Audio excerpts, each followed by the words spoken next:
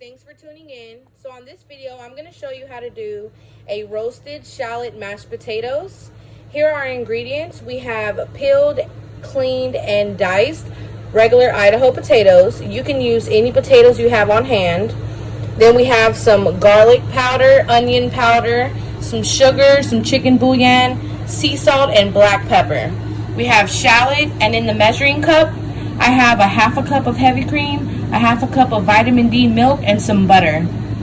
So the first thing you want to do is, of course, peel your potatoes and cut them. You can do this ahead of time. Put them in cold water, put them in the fridge, and allow them to sit, and then just strain them when you're ready to start cooking. Okay, so once you've cleaned your potatoes and your water is boiling, you want to add some salt to this and put this to boil for about 20 to 25 minutes.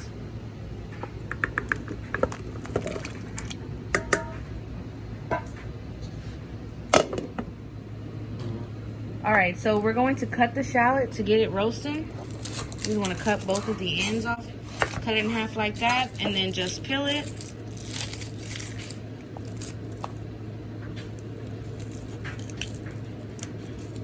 Put in some foil, and we're gonna toss that with olive oil, salt, pepper, and some sugar.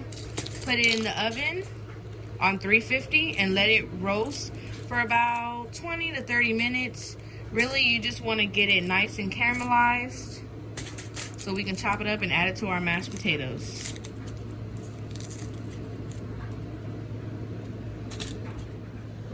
All right, so some olive oil, some sugar so it can get nice and caramelized, get that brown color, the sweetness pulled out, some pepper, and of course the salt to let out all those juices.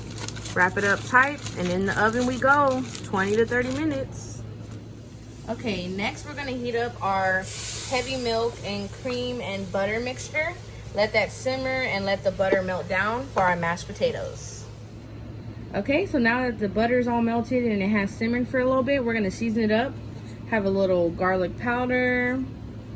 You can use fresh garlic if you like, roasted garlic.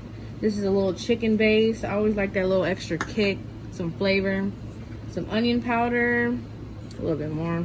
And of course, some salt and black pepper.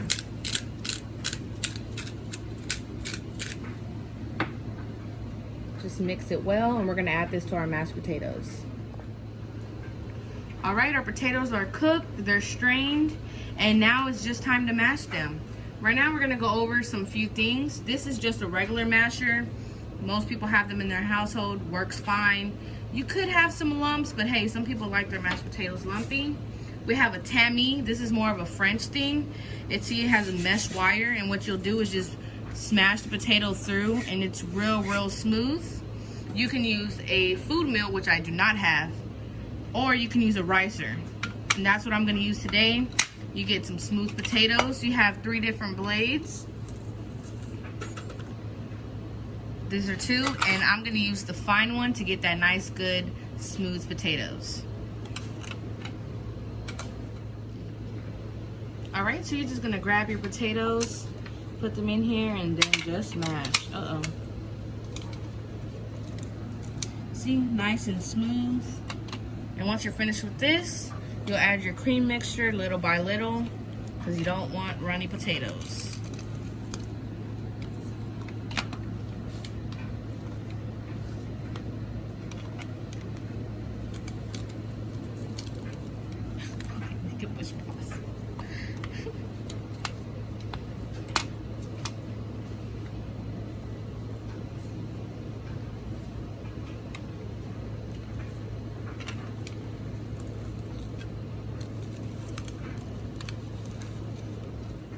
I had to let my boyfriend help on this part because I think I pulled a muscle.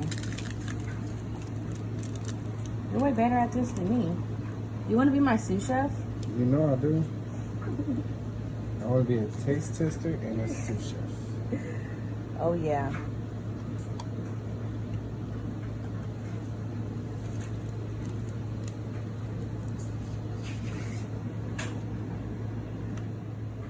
All right, so we're gonna add a little bit of the cream, little at a time. Of course, we need lots more than that. I think that's good. Just mix it really well. You can always add more butter, less cream, no cream. If you have no cream, you can always use sour cream. That's a nice little trick. You can add cheese to this. You can do so much. Potatoes are a very versatile side. Now, before you add any more seasoning, you need to make sure that you check it first. I'm known to put a lot of salt in food because I'm a salty kind of person. So always have a tasting spoon on hand and give it a good taste. Oh yeah, it needs a lot more seasoning. Salt. And I want to say a little more of everything. Chicken base. A little more garlic powder. Onion powder. And a little bit more cream.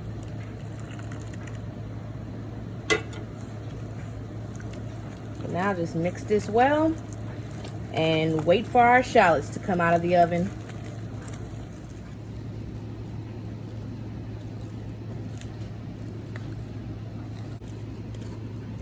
Okay, so you see, using the ricer, you see how smooth that is? You'll get this almost same texture with a food meal, but those things run like $100 just for a basic one. Now remember, if you don't have any of these on hand, a masher is fine. Your hand, who cares?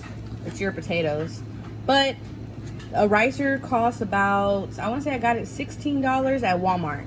So check it out. You won't be mad. Alright, so our roasted shallots are out of the oven. Took about 30 minutes. So now what we're going to do is just chop them really good and add them to our mashed potatoes.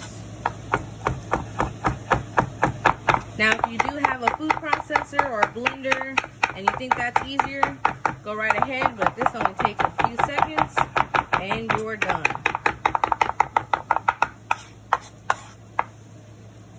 Yep, nice and chopped. Add that to your mashed potatoes. And we're just gonna mix it all in. Roasted shallot mashed potatoes to go with our lovely steak. Now, serving this, you can just plop it right on the plate. You can use a mold, a ring. I'm going to use a piping bag, which is so much easier. Okay, you can stop. Okay, so I'm going to use a piping bag to put these on the plate. Now, these are disposable ones that I just picked up at H-E-B. You can find them pretty much anywhere, or you can buy one that you can keep using and it's washable. So what you want to do is cut a small slit.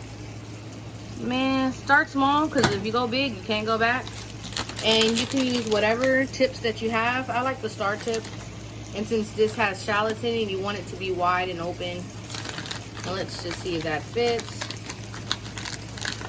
And it does not. So you just push that back and cut some more. You can push pause. Alright, so you're just going to put these mashed potatoes right in this bag and then start piping away. Stop.